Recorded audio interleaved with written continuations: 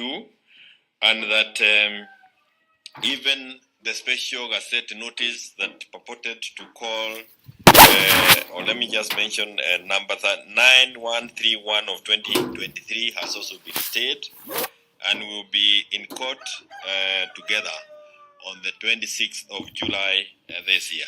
So this is useful to know that within our system we still have parts of the judiciary that is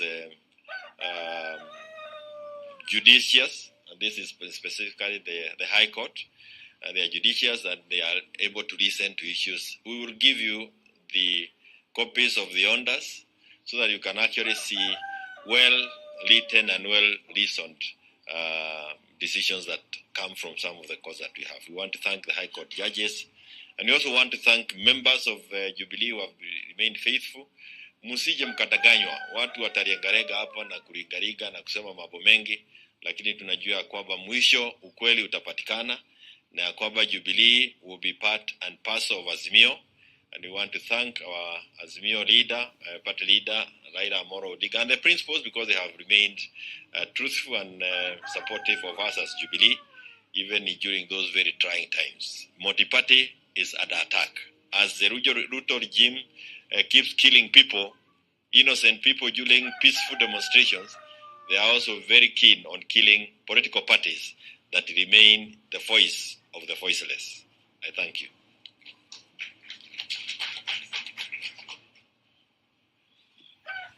Thank you very much. I think before we conclude,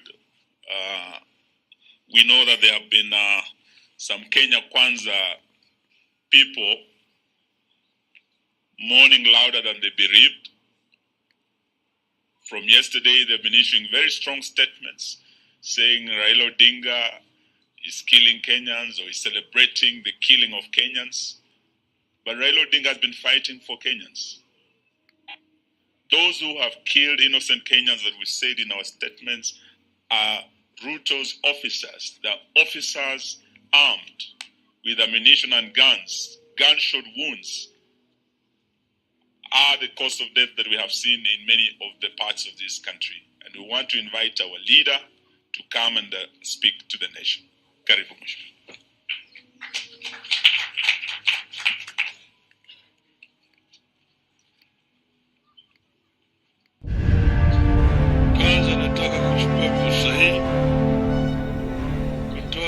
Shukrani sana kwa Wakenya kwa yale ambayo walifanya jana.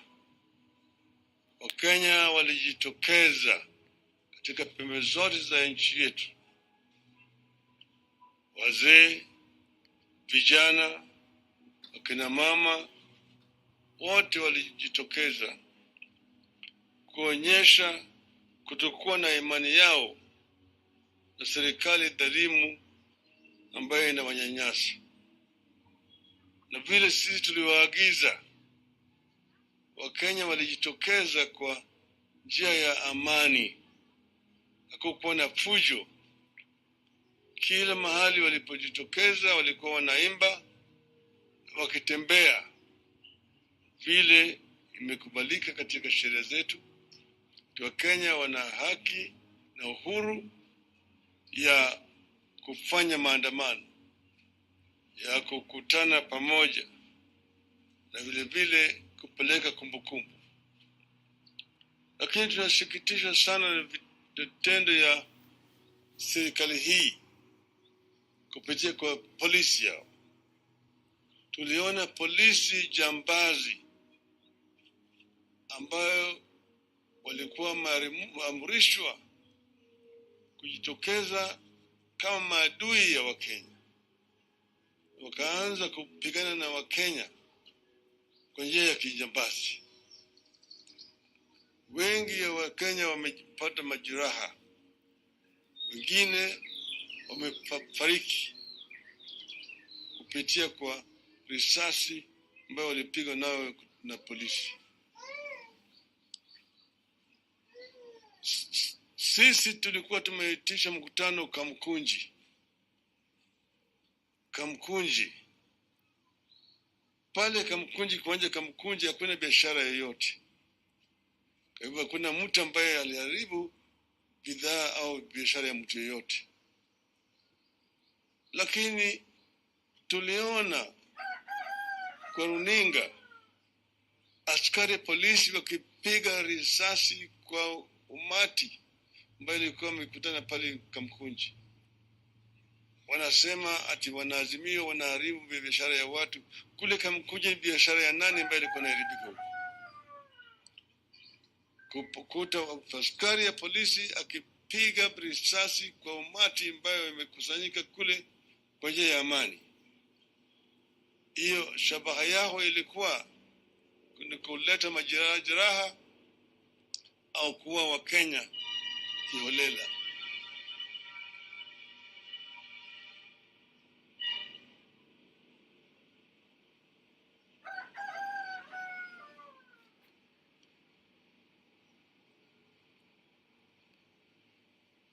Kule upande wa Machakos, Wakenya wengi walipigwa na polisi, wengine wafariki,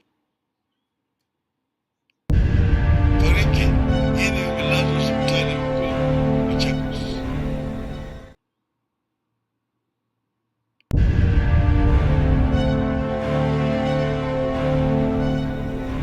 Wengine hapo Mlolongo kapigwa. Upande ile ya Meru na Embu walikuwa wanafukuza watu wetu na wakitupa ile gasi ya machozi. Upande ya Busia, Mheshimiwa Paranya alipigwa na mawe na majambazi wengine ambao walikuwa wamekodishwa.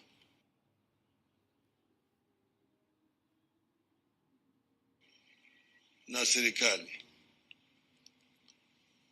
Kule upande wa Sondo, wale vijana majangili walikuwa wako na mishale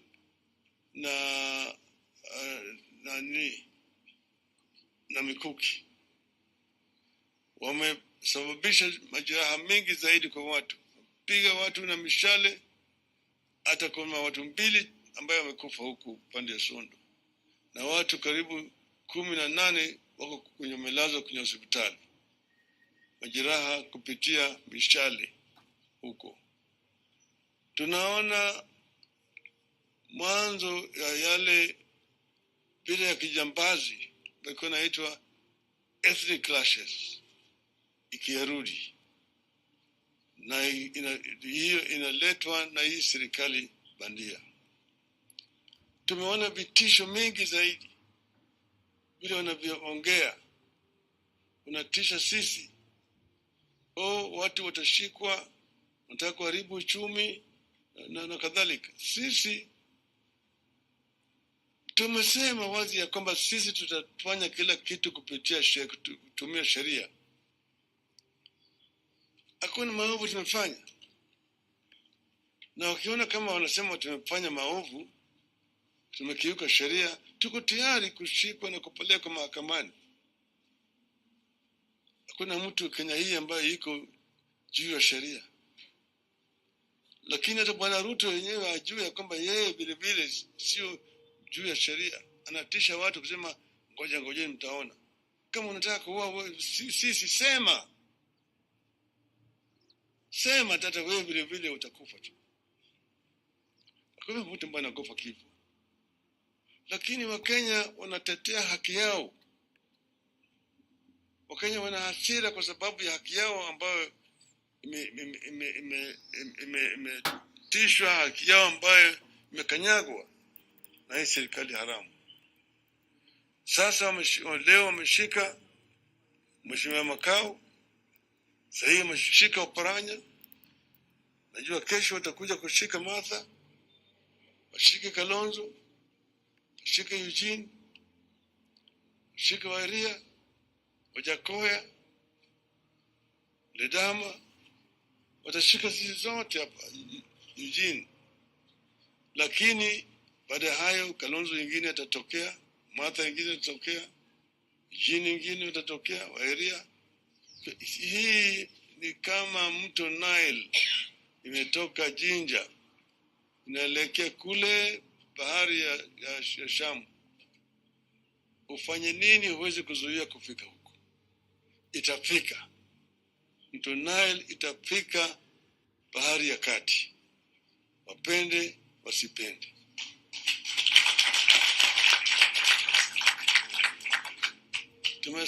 Tumetangaza siku 5 ya maombolezi kwa wale watu wetu ambao wamekufa na wale ambao wamepata majeraha.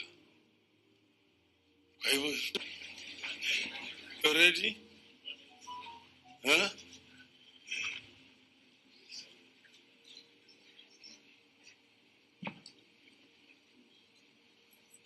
Are you ready now? Okay, gentlemen, I see no lady there. Huh? Oh, she's not yet ready. Are you ready? Okay. We have a statement that is going to be read on our behalf by Honorable Eugene Wamalwa. Karibu.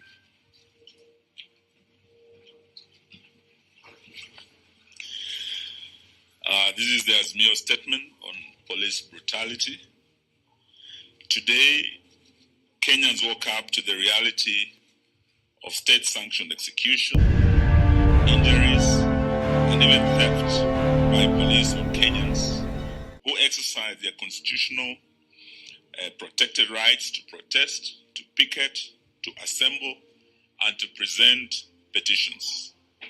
Across the country, families are mourning and preparing to bury their loved ones who are victims of murderous police officers. Many families are in hospitals, nursing loved ones who are injured by police.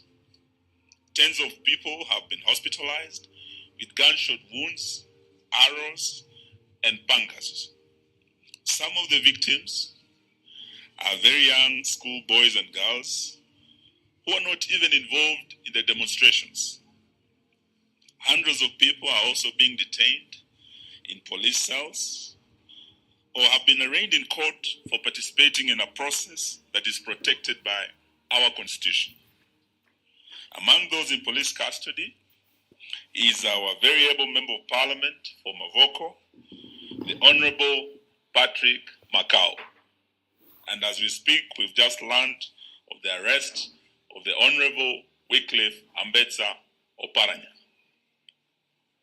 We demand immediate and unconditional dropping of all charges against Honorable Macau and Honorable Oparanya, who has been arrested just this evening, and all those who are arrested for participating in a constitutionally protected action of protesting against punitive policies. We're here today to condemn the senseless brutality and state-sanctioned execution of civilians by police, which is becoming the new normal in Kenya. We are deeply concerned at the repeated instances of police brutality against innocent and law-abiding citizens. Yesterday, this brutality gained a new notoriety. Police not only fired bullets at citizens who are gathering for a rally in Kamkunji, far from the CBD, they also fired tear gas into a primary school right here in Nairobi, exposing to mortal danger our very innocent children who had absolutely no idea or who were not involved in any way in these demonstrations. The brutality is not ad hoc. It is coordinated. It is even ethnicized. A special ethnic-based killer squad has been formed within the larger police service to brutalize and carry out summary execution of citizens in the name of protecting what they have been made to believe is their regime. This squad is taking instructions from an equally ethnic-based command structure that operates outside the official channels of the police service.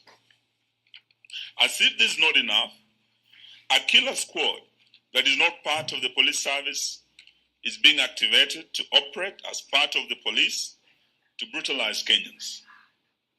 This squad was in its true element yesterday. They were firing at protesters from unmarked vehicles that we know belong to the police in places like Mlolongo and Kitengela. There were murders, injuries, arrests in as diverse places, including Machakos, Kisumu, Kisii, Busia, Wote, Emali, Meru, and Kilifi, among others. We're in the process of compiling complete data from across the nation on the victims of this operation, and we'll share the same with the country in due course. These acts of brutality are running side by side with politically supported acts of ethnic profiling in parts of the country where ethnic-based militias are being formed and facilitated to attack other communities with crude weapons with the support of the state. It is happening right now in parts of Nyanza, along the Kisii-Kericho and Kisumu-Kericho borders. It is happening here in Nairobi too. Someone is working on a script of ethnic profiling, antagonism, and murder, much similar to what happened here in 1991, 1992, 1997, in the infamous tribal clashes, and also in the 2007-2008 period. The world has known of the butcher of Cambodia. This was before other butchers. Today, it will appear there is a butcher of Kenya in the making. We call on Kenyans to refuse to be intimidated in their own country. We urge Kenyans to be firm and to resist this deliberate effort to turn the National Police Service into a killer squad for hire by politicians and the regime suffering acutely from legitimacy deficit. We are going beyond merely condemning this emerging pattern. We have instructed our lawyers to prepare and institute local proceedings against police officers who have gone against their duty of protecting life and property of Kenyans and instead have become a threat to the very citizens they're supposed to protect. In this regard, we are appealing to all Kenyans who have photographic or video evidence of police brutalizing citizens to share the same with us to aid the case that our legal team is working on. Going forward, we appeal to Kenyans to resort to citizen journalism and photograph and film state officers, including police and politicians who in the course of duty abuse and brutalize their fellow citizens. Because the regime has decided to turn all institutions of the state against the citizens, we have no option but to act to protect ourselves. We are going for individual responsibility and culpability against individual officers.